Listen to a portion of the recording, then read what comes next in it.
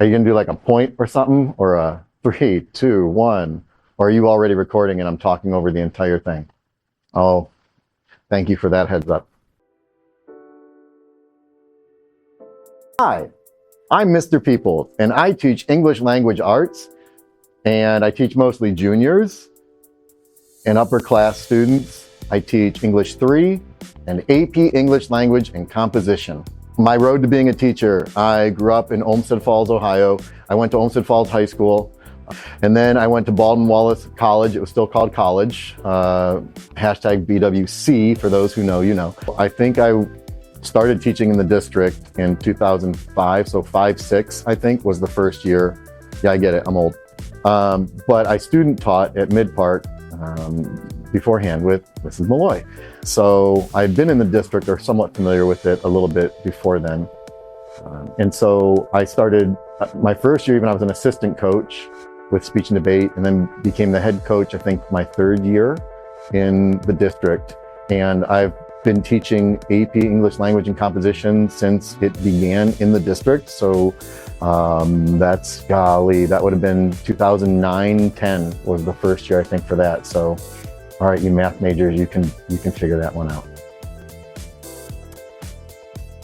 Why I became a teacher: I like helping people. I've always liked reading and writing, and I suppose I enjoy helping people discover those skills and grow those skills in themselves.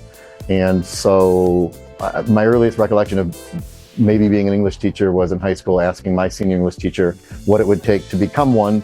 And he kind of, after making a few jokes about the idea, kind of planted the seed in my head. And in college, it was already my 2nd year when I started taking education classes, but after I started, I guess I never stopped. So,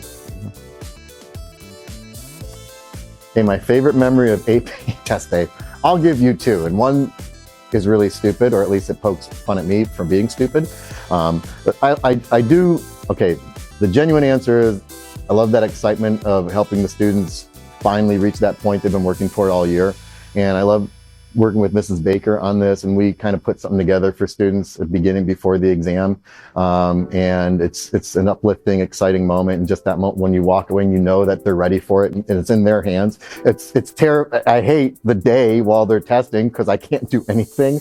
And it's the most helpless feeling. And I just pretend like I'm focused on anything else throughout the day. But, last year, I was so excited after the students came back in 7th period.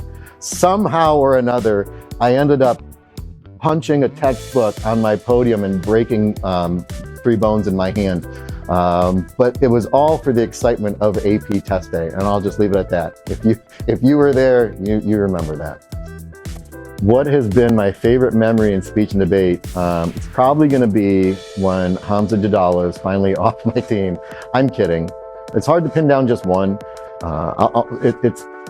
I did have a student finish 3rd at state, and now he comes back and helps judge and even coach. Alejandro Chalk, he finished 3rd in congressional debate. That was a really exciting moment. I had a debater, finished 10th at the state tournament as well. One of the most exciting moments too. Got to see Phoenix on the tail end of Hamzah competing on the World Schools team with others, and they actually placed 5th in the world out of 180 some teams from 7 countries. But anytime you get a student who qualifies for states, and obviously for nationals as well, or just you see the growth from the beginning of the year to the end of the year, and they reach a goal, it's exciting, and it refreshes you, it rejuvenates you, and reminds you why you put in all those hours and months of work to get there, and it's quite rewarding. Things, I guess, that students would associate with me over the years would be lanyards. I try to wear a different lanyard every week, and yes, I have well over 100 lanyards. They're cheap little collectibles when you travel, and people just give them to me as gifts a lot too. So wearing lanyards, often with our school ID, and then posters in my room. I used to, in the old building, have over 100 posters in my room, and I'm working for that. I have them, they're all in a cabinet somewhere.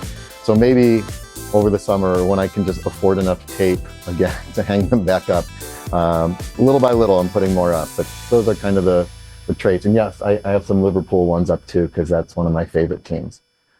Listening, hope I didn't bore you too much. This is Mr. Peoples, and hopefully I'll see you in class sometime soon, or maybe in speech and debate.